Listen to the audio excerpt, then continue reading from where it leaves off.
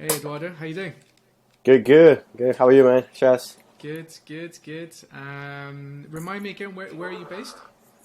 I'm in Houston, Texas. Okay, nice. I guess I kind of want to start off by obviously getting to know you a bit, and if you could tell me a little bit about your background, and also just tell me how you got into, why buy a business, and what was your motivation? So uh, I would say I'm a retired engineer, and that's probably gonna sound old, for like the audio audience. Like, oh, maybe this guy is like 50. Like, I'm 39 years old, and so I'll try to go fast. Maybe summarize it. I was born and raised in Mexico, and 19 years of age, I moved to the U.S. and I was just kind of working, McDonald's, those kind of jobs. Then decided to go to college, and I got a bachelor's and master's in mechanical engineering. And I've always been passionate about businesses and entrepreneurship. Then when I graduated, I wasn't like a U.S. citizen, so I had to get a job, and I went to like Michigan, the corporate world, worked for Chrysler, then went to Ohio, worked for Honda, and I wanted to get closer to Mexico, so I moved to Texas and got a job with oil and gas with BP, British Petroleum. And I was working in the oil rigs, doing the 2 weeks on, 2 weeks off, all kind of thing. In 2015, oil prices dropped, and I got laid off. My manager gave me a business card. Like, hey, I talked to this guy. That was his father-in-law, who was like the BP on another smaller oil and gas company. So I got a job right away, but I got laid off again a year later. And I told my wife, you know what? I want to do my own thing for a while. So I said, let's just take this an opportunity. And we were pregnant with first daughter. I got four kids, by the way. I got 6-year old, 3-year old, and twins, 9 months old. Um, so before that, I mean, when I was being laid off, I was doing real estate. I mean, I liked it, and I was flipping houses and rentals. And in my mind, I said, I want to have a business with employees. In my mind, that's what a business is. If I don't have employees, and like it's not for the money, I want a business with employees. And for some strange reason, I thought restaurants. So in 2015, I bought a restaurant franchise in Houston. It's a franchise from Austin, Texas. It's a Schloski's. And I've owned it and managed it for 7, 8 years. I'm about to sell it, hopefully. And I learned a lot, but it's a pain in the butt. And I'm still doing real estate. I'm still doing real estate. I'm a realtor, real estate agent, flipping houses. And I'm always iterating. I wanted to be my own boss. And I think goals change depending on your age. So when I was younger, it's like, hey, just a business, money, whatever it is, just make money. Then as I get older and I having kids, I'm like, hey, you know what? Let's pick it up a notch. Not just make money, but how can I make money with less time and less effort? So I can be with my kids, and we're doing homeschooling, by the way, so it makes it even harder. So how can I be with the kids and be able to work out and go to the gym and stuff like that? And I said, man, like restaurants and real estate is not it. It's not really. It could be scalable, but dealing with employees and people and customers and stuff breaking and weekend calls, Sunday calls, Saturday calls. I mean, your business is depending on weather, local things happening. In Houston, we get hurricanes. So it's just a bunch of stuff, man. It's so many headaches. And I don't know, I mean, just Googling businesses and learning about entrepreneurship. And I came across online businesses. I'm like, hey, cool, what's that about? And I started learning, okay, there's like the e-commerce, the software as a service, and the content sites. And I was reading more about it. Okay, e-commerce has physical products, distributors, logistics. Software requires some technical skills. I'm a mechanical engineer, so I kind of understand something, but I'm not software, right? Like, oh no, maybe content. And long story short, it's like, hey, this sounds like a possible good idea. I have no employees, no customers, no schedule. If I want to work at midnight, I can work at midnight. If I want to work at night in the mornings, I'm an early riser. I wake up around 4:30, 5 in the mornings, and yeah. It's right now. Like right now, it's 8 o'clock here in Houston. I just got done with my workout and everything. Got coffee. I'm here talking to you. But yeah, long story short, so that's how I jump into that, and hopefully I'm new, no background, no software, nothing. I'm just learning it, And it's like, hey, let's just jump into this. So I'm selling the restaurant after 8 years. I still have my license for real estate. I might do it on the side, just maybe some flipping here and there and stuff. But yeah, that's how I came across the online sites and the business world in general. Interesting. It's interesting that like you basically, so you're running a franchise restaurant business, and you also were flipping houses. And I guess, while that's great, I guess one of the things that makes it quite challenging is, I think everyone knows that restaurant businesses are generally, the margins are very, very slim, right? Yeah, actually, I don't. Margin business, isn't it? Dude, it's like that. But when you're starting, I'm gonna call myself naive. I'm not gonna say everyone is naive. I was naive, and just tell me if I'm right or wrong. But when you go to a place and you buy something, a hamburger, a sandwich, right? Most of us, or at least I was like, dude, I'm paying $15 for this sandwich, this hamburger. Dude, I can just freaking buy the buns myself, avocado, bacon at Walmart, and make myself a great looking hamburger for less than $2, So like, man, the food industry must have crazy margins. Just think about it. I can just buy the ingredients for less than $5, and make the hamburger, and I can make even 5 hamburgers with that. And these guys are selling them for $15. So the margins must be insane. Like, I have to be in the food, and then people always gonna eat. People always gonna eat. So it's supposed to be, crisis proof. People always gonna eat, and the margins are insane. Hey, where do I sign? And like, same thing with coffee. People think, oh, coffee. So where do I sign? But you're right. When you jump into it, it's like, not really. You gotta pay rent, and the landlord doesn't care if it rains or it's bad weather. Like, you gotta pay the rent. You get a loan, you gotta pay a loan. The employees, insurance. If you do it from home, might be a good business because you have no overhead. But when you add all the overhead and emergency, that's why they call them penny profit businesses, because you make pennies on every sale, and you gotta do a lot of sales. And there's so many things that could go wrong. Either an employee doesn't show up, a machine breaks down, the food was made wrong. It's just so many variables out of your control that I tell people, you gotta put 150% effort so you can get 70% back.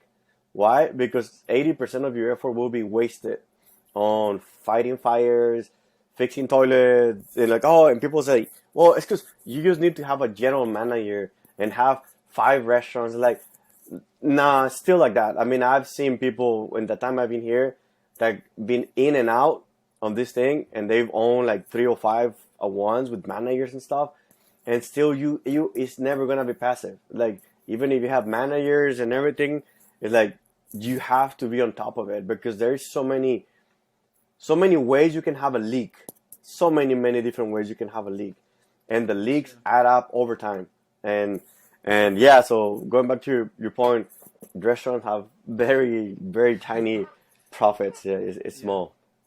That's it is I've got a friend also who's in the restaurant business, and it's a very successful business, but even the successful ones, you're not really truly getting the margins you would expect in other industries. So I can appreciate that, the amount of work that goes into it for such little margin. It can almost be like kill your morale to some degree, right? And then I guess, obviously now that you realized that obviously, this was such a stressful way of running a business. Talk me through about like the property side. You said that you flipped houses. I can imagine that, while property or real estate is generally a much safer investment model, what was the problem with that? Why do what was your challenges there? So with the real estate, has better things, I would say, in the sense that you don't really have to fight so many fires, because it's not like on Sunday I'll get a phone call from an employee that got an accident with the meat slicer, and I gotta run to the emergency room and stop whatever I'm doing. So the real estate is like, They just don't show up and don't show up. And it's not too bad in that sense. And by the way, don't get me wrong. Restaurants or real estate, you can make a lot of money and you can be very successful. And then you can have 10, 15, 20 restaurants or big restaurant and real estate empire. But at least for me, it's not for me. It wasn't for me. Why? Because it's not about making the money. You know, you can make money on people on anything. If you focus and you work hard at it, like even you can become a gardener and create an empire with gardening. And you get a team of people, buy more equipment, and franchise it. And if you work hard at it, right, you will get your returns of money. And restaurants, you will eventually make money. And it's like it's not about the money, right? You can, but it's like in my personal goal after doing it for a long time, the same thing with real estate. I want, like for example, I want to travel, not just whenever. Literally, my wife and I would do homeschooling. So if I want to go to Costa Rica for 3 months, why not? Let's go to Costa Rica, 3 months, homeschooling. I'm making money online. Let's do it, right? Let's teach the kids about the world. Get outside of the bubble of wherever you live. Go to maybe a mission trip. Go to Thailand. Get them to see. Not everything is about Wi-Fi and internet and freeways and the mall and stuff like that. Yeah. So okay, so going back to your point, so the real estate, I did my last flip, and I'm a realtor too, so I help people. I have a closing actually in a couple of weeks. So my last flip, I bought it back in November, fixed it, and sold it in February or March. And what I don't like so much about it, it's number one, again, I'm dealing with people, and even though I'm a people person, it's you gotta be on top of it. So I got this team of contractors. They're good people. I got them. I know them for a while. And I said, listen, I wanted to be as passive as possible. You just call me what you need, when you need it, and I'll just buy you the materials. And the property was like 1.5 hours away from my house, so I'm not gonna be driving there every day, just once a week. Yeah. I said, I'll let you handle it. Don't call me whether you want to buy blue or pink or just you're smart. Just handle the renovation. We talked about what's needed. Scope of work, and I'll see you once a week. And the guy wasn't showing up as often, as required, as we had agreed. He wasn't showing up as often, and then you got some inflation, some materials start getting more expensive. That's another variable out of your control, right? So okay, we estimated the walls to be X, but now sheetrock is more expensive. So I got another variable out of my control. Now, so I got the people variable. This contractor, he did some of the work. I ended up firing him, and I got a new contractor to catch up to the work. So some of the work had to be redone. So I pay a little bit twice on some stuff, the materials, and then you put it on the market. It's done, and then I'm getting offers, and then you got to do the repairs of a buyer. Right? So the buyer brings an inspection, and then you got to manage those repairs and work towards the closing and the showings and everything. And there's money. I mean, yeah, I made some money, like it wasn't million, but in my mind again, I went back to my basis. What's my goal? Is my goal just to make money, or is my goal to make money with the least amount of effort, least amount of time? Just like they say, I think it's like a billionaire, a millionaire, and a homeless. They both, what do they have in common? They both have 24 hours in a day. Or like Elon Musk one time said, like I think one time they asked him, hey, so you work pretty hard, right? And he's like, yes, I do, but I gotta work on the right stuff. He's like, I probably don't work any harder than someone that owns a gas station. And I'm sure you and I don't know how it's in London, but you and I know the gas station workers, they work their butt off, man. I mean, they're penny profit too. They're penny profit, making money, and then on gum and cigars, and they all day long they're in and out on the gas station. Yeah. And I like this metaphor that it says, make sure your ladder it's leaning on the right wall. So many times like, hey, I'm going up the ladder, I'm doing work, but what if it's leaning on the wrong wall?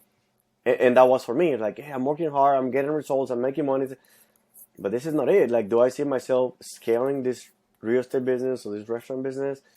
I know I can, but that's not it, right? So that's why I took myself back to square one, to the beginning, and learn to reinvent myself. There's this other, I like a lot of metaphors, but it's like learning to become a metaphor, yeah? Learning to be a white belt. Many times we become a black belt in something, and like, oh, I'm a black belt in engineering, in oil and gas, and automotive. Holy crap, I'm gonna start from scratch in real estate. I don't know anything about real estate. Okay, fine, I'll learn it. And then, okay, now I'm a black belt in real estate. Let's learn real restaurants. And I've done that, like, ooh, like, oh, you know, and sometimes the ego is on the way, like, why should I relearn something, man? I'm already so good. And sometimes, again, I respect people that do that and they love it and they're passionate and they're focused. My biggest issue, people criticize me, like, I don't focus. Like, oh, if you work to focus, like, yeah, I mean, I focus. I do the stuff. I do the restaurant. It's doing well, you know. We went to COVID and hurricanes and a bunch of troubles, and we're still here, so I focus, and I'm doing it well. Yeah. But I just doesn't feel it, right? So it's like learning to become a white belt in a new thing. It's hard after you achieve success on something else. So for me, that's how I was able. That's what I didn't like about the real estate. You know, like it's again doesn't have the firefighting overnight issues, but still gotta deal with the employees, gotta deal with materials, inflation, margins, buying and selling the customers, you know, all that kind of stuff. Like, oh man, this is not it. So let's try something new. So that's what I didn't like about real estate. Yeah, and I can totally get that. I mean, you know, when I bought my house recently, actually 2 months ago, one of the main criteria that me and my wife had was we did not, absolutely no way, wanted to buy a place that we would have to do fixer upper ourselves. I did it, dude. I did it with the family. No. The idea of it was interesting. Yeah. I just knew that, you know, it was going to be a disaster. I just knew it. You know, there were going to be things I didn't think of. I mean, already, even though the place that we bought recently doesn't need any work, thank God, there's already things that I didn't even know I needed to fix beforehand. So it's quite. I can imagine what it must be like even buying a place to do a fixer-upper kind of project. So, yeah, that's interesting. And obviously, you know, given the current economic climate with the materials and the inflation and the general and labor shortage. I don't know how's over there, but over here, man, labor shortages are through the roof. Like either in my restaurant, in my restaurant, many days I just don't open at all or close early, literally because I don't have staff. Like I don't have staff.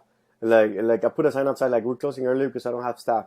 And people are like, oh, it's because you're so cheap. Like I'm not cheap. I mean, I pay what I'm able to pay. I'm a restaurant and I don't sell alcohol. Maybe the ones with alcohol, I make a parenthesis. If you have a bar with alcohol and your margins are a little bit better, but now you gotta be willing to work nights. My restaurant is more like a lunch crowd. I don't have alcohol, right? So like, listen, I'm not cheap. I'm paying what I'm able to pay. But I mean, competing with $17 an hour Amazon warehouses, and there's like I cannot do that, right? And same thing with the flipping houses. Like few good contractors out there, they're swamped with work for the next 5 years. Like, dude, I don't know if I can take your house. I got like this apartment complex with this investor that I need to do. Like, yeah. So people, materials, there's so many variables out of your control. And for me, it's like going to run with the suit and the backpack and weights. It's like you're running. You're exercising, right?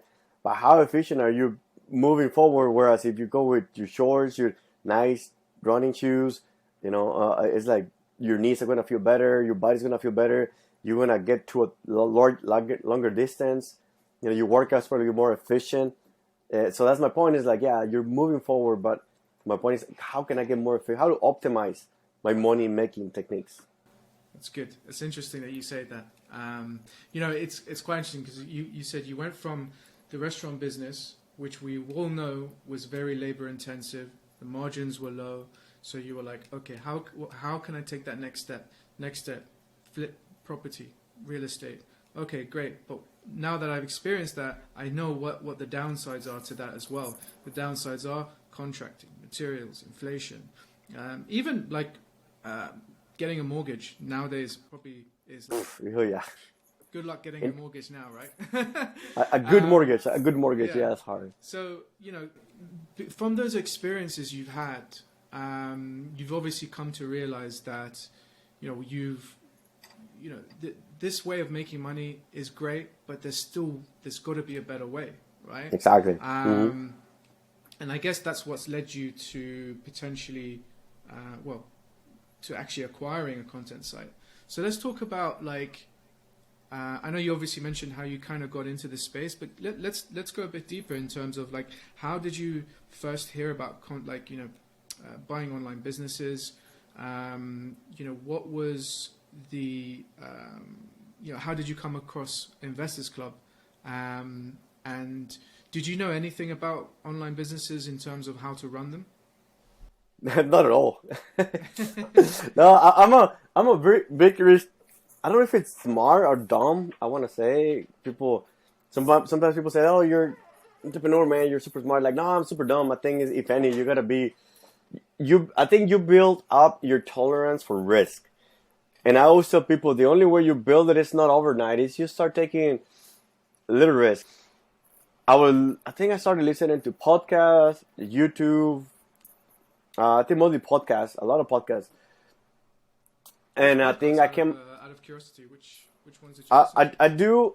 I started listening to the one which I actually give him. I'm gonna really send me in some business to Jared for buying onlinebusinesses.com. And I actually ended up getting a membership with him for mentoring and mastermind. And I'll be honest, I've always been a big fan of mentors, like learning. Like for me, it's always, how can I get a learning hack? I want a shortcut. I want success today, not 10 years or 30 years from now, today. And I don't want to be egocentric and be like, oh, I can figure out on my own because I'm smart and I work hard and I listen to podcasts. Like, no. I mean, I pay a lot of money for me. I will go to Tony Robbins or a course, or I'm always paying to learn and get a shortcut. And so I was listening to Jared, and I came across one guy at FE International. He had he bought a company, online company, and I literally cold call him, and I know he's in Las Vegas. He's in Vegas here in the U.S. And as I get, dude, I saw a video of you on FE International. But you bought a site, and I saw YouTube, and I think I found him. I just started searching everywhere. I think LinkedIn, and you probably know when you want someone's email, usually if his domain is, I don't know, I would say onlinebusiness.com, right? I would be like, his name is Jeff. It could be either Jeff at onlinebusiness.com or J.Johnson, So I will send that email. Doing some outreach, basically. Exactly. So I found this guy. Dude, I know he owned three websites, and I emailed him at all. I didn't know his email address, but the domains, I used every single domain that he had, and I shoot him an email with the first name and then first and last name. First, that, last. I don't know, 10 emails to each one of them. If he get back to me yeah, dude, yeah, that video is 5 years old. 5 years old. I bought my site. I'm on number 4 there now. And talked about Bupos, the financing company. Mm-hmm. And I started learning, and then went with Jared, and then took his course, finished it all. Then he offered this. He has his mastermind, and it was pricey for me. I didn't have money at the time. I said, screw it, I'm gonna do it. And it's a lot of work. It's a lot of work. I learned to do due diligence on sites that at first it would take me 6 days. Going back, it was a white belt. Extremely painful, extremely slow. I was going nowhere. I want to give up. I want the business now. I want it, and I want it now. Who can I pay to do this? Yeah. Due diligence is everyone that starts out, it's always a very painful process. But at the same time, it's the most important aspect of any acquisition. So if you are able to make that process better, more efficient, streamline it, yeah. streamline it in some way that allows you to reduce the time it takes to do due diligence on each site, then that's really the key, isn't it?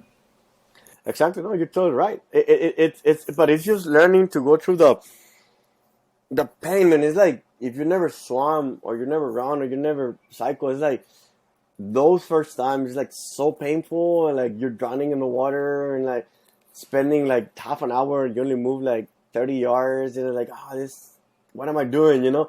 And that's when people quit. I think that's like my year people quit. Like in that, like in my restaurant now, I didn't do that. Going back to you, I bought it when I was 32 years old. Super hyperactive, risk taker, dumb, stupid, naive.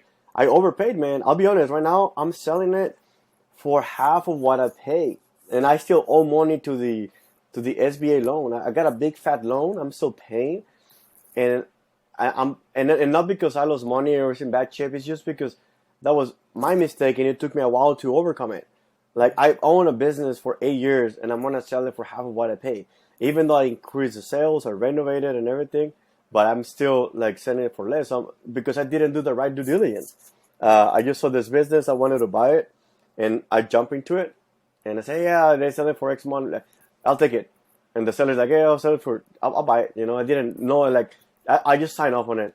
And so many things were wrong with, like, you have no idea, like, so many things, like, coolers were broken, people were broken, systems were broken, sales were not really reported, and now we're paid it. It's like I got so close to bankruptcy so many times because of the bank loan, which I'm still paying. So the due diligence, it took a while. I was doing a bunch of due diligence businesses, and I'll be honest, I was doing mostly Empire Flippers. I had not come across Investors Club yet, so I was only FE International and Empire Flippers, and I learned that this is a Wild West, and it's a free for all. It's not like real estate. You can have different brokers. But every broker is like a cookie cutter kind of business. At least in the US, like they follow a system, a process. But in the online business, at least today, I don't know if it will different later, but I don't know. The brokers don't really have. It's different. You know, some of them, which that pisses me off. Is like, oh, I want an executed LOI, letter of intent, before I can show you anything. Like, no, I'm not gonna. I mean, I'll sign it, and I'll give it to your seller. But I don't want him to get false expectations because. I mean, I'm saying I'm going to buy it. I need to see deep information. And Empire Flippers has a good systemized way, where the stuff is there public and kind of reach out with the seller. But the way they do their P&Ls now, since I have a business experience, I can tell sometimes, like, it's like in my restaurant, you know, it's like, oh yeah, I write off the employee costs, and you see my P&L, and like, hey man, why I don't see any employee costs on your P&L? Oh, it's because you don't need it. I mean, you can do stuff yourself. I'm like, no. I mean, I need employees, right? I need employees. You don't take the employee costs out of the P&L to tell me, oh, the business has 50% margins. Like, you cannot do that, right? Oh, it's like I took the food costs, 30% of the food costs out. I'm like, why? Not because you might be able to get cheaper food, you know, somewhere else. I'm like, no, dude. I mean, if that's an option, why don't you get the food yourself? You know, like, you know what I mean? It's like, yeah, you know what costs should be included, and when stuff is taken out to make it look prettier, I'm like, dude, that's not right. That's not ethical. But I mean, I was negotiating with people. And I think some of the brokers were not too happy about I was challenged, like, dude, this is not right. I mean, why are you letting the seller advertise it this way? This is not good. Yeah. And I was going to Flippa, and I think I started looking at some of your listings in Investors Club, and I started, and then that's the other thing, every broker has a different system. So I had to learn how to Investors Club do their listings, which I was used to most Empire Flippers, a few Free International. And not flip out really, and it's like, okay, Investors Club, okay, they do different. All right, so let's learn it. Let's see what they do it. And I start playing with your filters, the disclaimer, what you guys show, the Google Analytics, and all these things. I'm like, okay, cool. I mean, it's simpler. And what I like most about it is like I'm talking directly with the seller. That was like the coolest thing. I was like, oh, dude, there's no micromanager in the middle. I'm like, hey, this is cool. I mean, this is badass. And oh, the other thing I like about Business Club, all the questions at the bottom. I'm like, hey, all these people asking questions already, he already answered them. So it's going to save me a bunch of time. So when I was doing my due diligence went for like 3 or 4 or 5 days to freaking hours, And also I became faster. So I created a folder in my bookmarks of all the sites that I need to do a due diligence. So literally I would just, okay, due diligence time, and just click, open all my sites, all my tabs at once, all my tabs. And okay, let's check the domain age. Let's check the domain, Google Analytics. Let's check the traffic. Let's go to Ahrefs and check the toxic spam. Let's check domain rating, keyword difficult, all of them on one spot. So faster. And then Investors Club, you guys have all the questions at the bottom and answers. And like, hey, this is cool, So this guy already asked what I wanted to ask. Okay, move on. So he sent me time. Oh, this guy asked something I would never thought about asking. That's awesome. I just learned a new thing. So I was learning all the things, right? And then the fact that I think. And also, are you also a regular member, or are you also a premium? Oh no, member? I pay. I became a pay member. Because again, time is money. Yeah. So I know with the pay membership you get access to better, if I'm not mistaken, right? Better information. Yeah. So it's like, okay, if I got 4 kids and a restaurant and real estate and this, that, and I only have 1 hour today to do due diligence, how can I be the most efficient, optimize my time? Just screw this, I'll pay it, right? And I'm saving time, and time is money. And also I think you guys have the Google Analytics. If I'm not mistaken, it's live, right? I mean, the Google Analytics it's connected to the seller. I think it's connected to the seller's GA account. So it's updated constantly. Well, it's updated at the end of every month. So because we always show the data on a monthly basis. So okay. But at the end of every month, that data gets updated immediately. Okay. Yeah.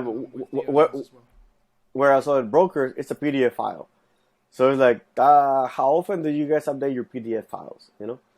And so I liked it, and I was looking at sites, and I think I do a few due diligences without even having to reach out to the seller. I mean, that was like, I didn't have to ask him questions like, oh, this is no, yes, no, yes.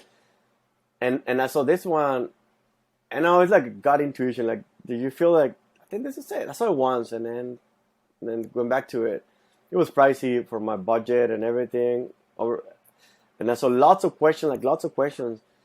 And I saw it, and I just shot an email to the seller. In the Investors Club, and I said, like, dude, please give me access to stuff. Like, I wanted. That's another thing I think I've learned. You gotta build good relationships with the sellers if you ended up closing with them. Not only because they can help you, but it's a win-win. And even on that first note, I said, this is my approval letter. Like, I'm a serious buyer. I'm not saying I'm gonna buy it, right? But I'm a serious buyer. This is my financial approval. This is my money. I got the money and everything. And can you send me X, Y, Z, these things? And he started sending me the information, right? So, okay, I'm a serious guy. I'm not just. So I'm sure that's the only. I don't know if it's a downside for a seller. You gotta. I don't know if I whenever I sell a business to you guys, I don't know if I get like an assistant, because as a seller, like, man, I don't want to. How do you know these people are qualified or not? I mean, they might be just wasting your time and being tire kickers. But as a buyer, it's pretty cool. And I send the first questions. My list of questions that I already have from my previous due diligences. By the way, I spent like 6 months doing due diligences, over 30 sites, and deep, even from interviewing sellers. Like, I was shy, nervous. I said, I gotta force myself. I talked to sellers, like literally video conference. I got from Nigeria. I talked to people, and it was 6 months, lots and lots of hours. It wasn't like, a walk in the park. Ask him questions, he answered them, send it to my my mentor Garrett, and I even paid. These operating sites. I think another one. I don't know, to see if they can review my due diligence. Okay. And I send it over. You paid a third party to do some of your due diligence as well. Exactly. I didn't pay the Centurica guys are expensive, but other ones, like, how much you will charge me just to look at my stuff, and then Yeah. And I try to make it as legit as I could be. It could be, you know, like.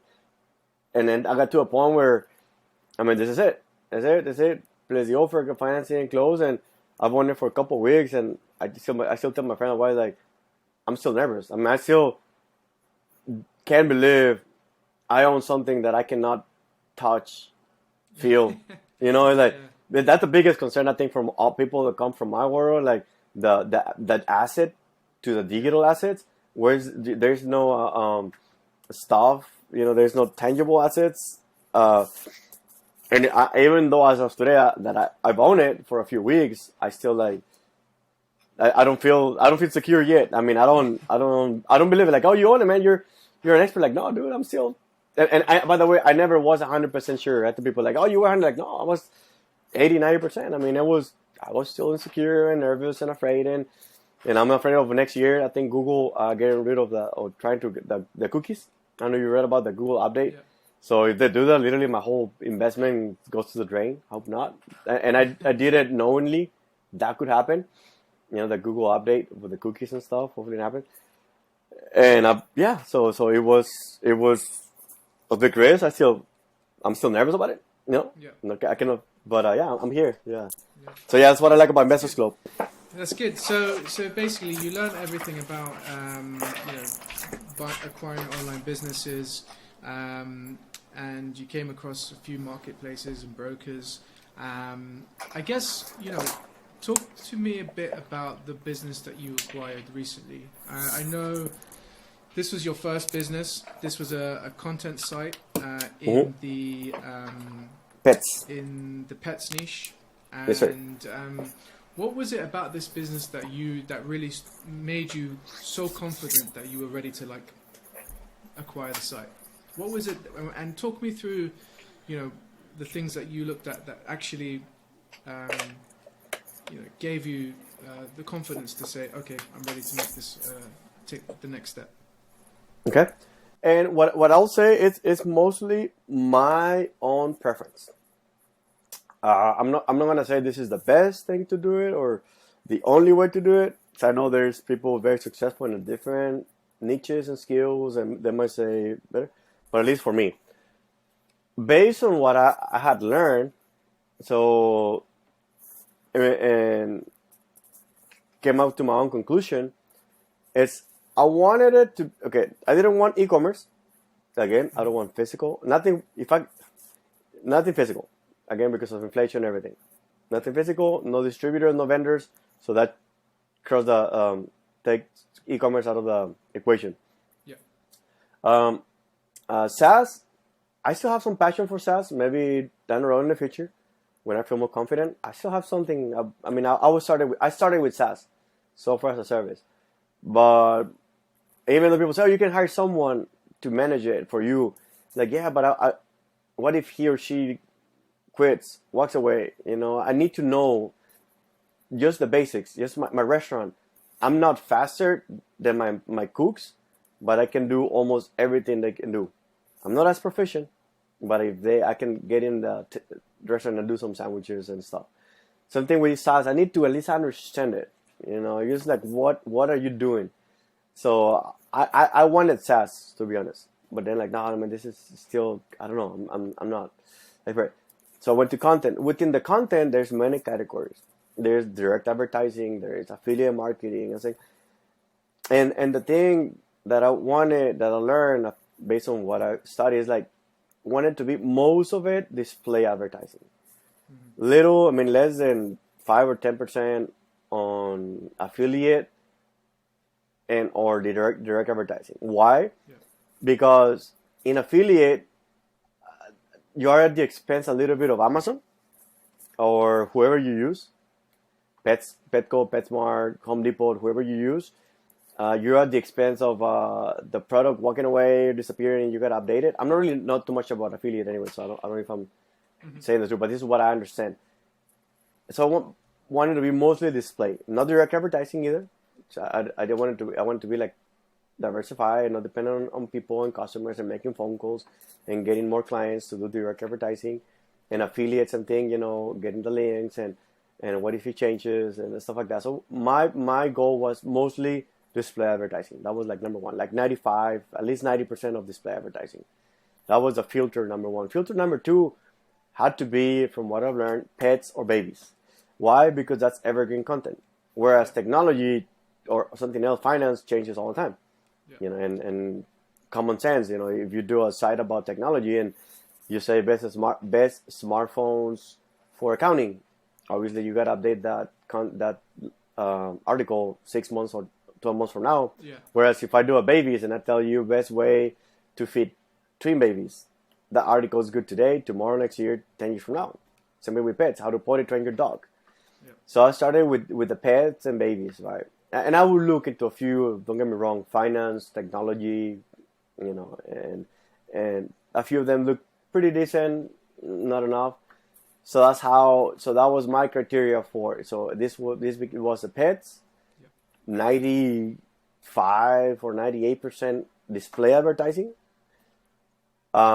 It's been in business for, I think that the domain is over 10 years, but it's been in operation for like 3+ years. Mm-hmm. So I had to be in operation for a few years. So 3+ years in operation, at least, all domain, which is this one is like a 10-year domain, 98% display advertising. Yeah. So it makes it mostly passive. You just gotta create the content, no big deal. And if you don't create, you're still making the money. And I can create at night or mornings with my kids. What else? Obviously the Google Analytics. Obviously not too many spammy links. Good analytics, trending app. A good domain ranking. 30s, 40s. Domain ranking. What else? And obviously making good money. Making money. Because I didn't want it to be a side hustle. I wanted to replace everything I'm doing for one thing. Literally focus. So I had to be making good money so I can support the family, myself, and everything. Sure. So this was your goal with this one was you were looking to find, based on your criteria, a content business that was 95% or 90% making money through display advertising. You weren't so interested in affiliate. You wanted to have some affiliate income, but not too much. Exactly. It has some. It has too reliant on the affiliate. It had like 3% or 5% affiliate, I think. Yeah. And I can totally understand because sometimes, as we all know, affiliate networks or programs or like Amazon can obviously cut their rates and that can affect you. So yeah, I can understand that logic and it makes sense.